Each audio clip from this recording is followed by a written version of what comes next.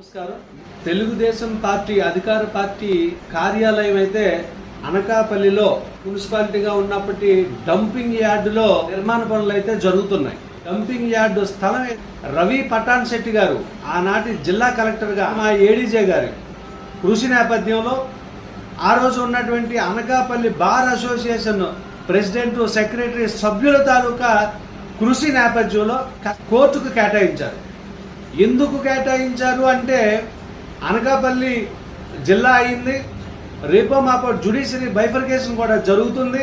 కోర్టులు ఏర్పాటు చేసుకోవడానికి ఇప్పుడున్న కోర్టుల కంటే రెట్టింపు కోర్టులు వచ్చేటువంటి అవకాశాలు ఉన్నాయి.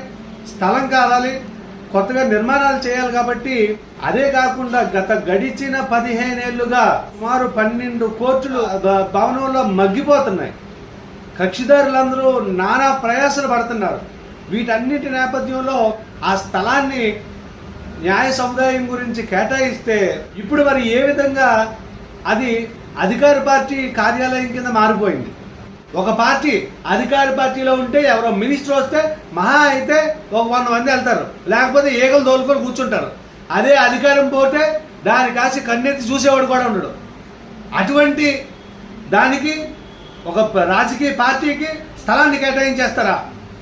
ఒకవైపు అనకాపల్లి జిల్లా కలెక్టర్ ఆఫీస్ అద్దె భవనంలో ఏడుస్తుంది, ఎస్పీ ఆఫీస్ అద్దె భవనంలో ఏడుస్తుంది, మిగిలినటువంటి జిల్లా కార్యాలయాలు అన్నీ కూడా అద్దె భవనాల్లో ఏడుస్తున్నాయి.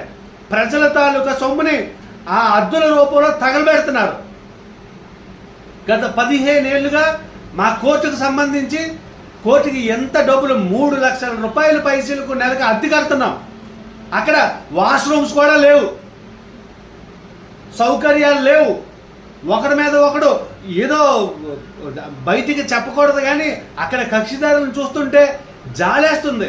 ఒకరి మీద ఒకరు తోసుకొని ఇంత సొందు 4 అడుగులు కూడా ఉండదు. ఆ వరండాలు మగ్గిపోయి పాపం ఉదయం వచ్చిన వాళ్ళు మధ్యాహ్నం వరకు కూడా అక్కడే దేవులాడి వెళ్ళడం అనేది జరుగుతుంది. అరకొర సౌకర్యాలు, పూర్తి స్థాయి సౌకర్యాలే లేవు. ఇవన్నీ పక్కన పెట్టేసి ఒక రాజకీయ పార్టీకి స్థలాన్ని కేటాయిస్తారా? దీనికి జిల్లా కలెక్టర్ ఖచ్చితంగా సమాధానం చెప్పాలి.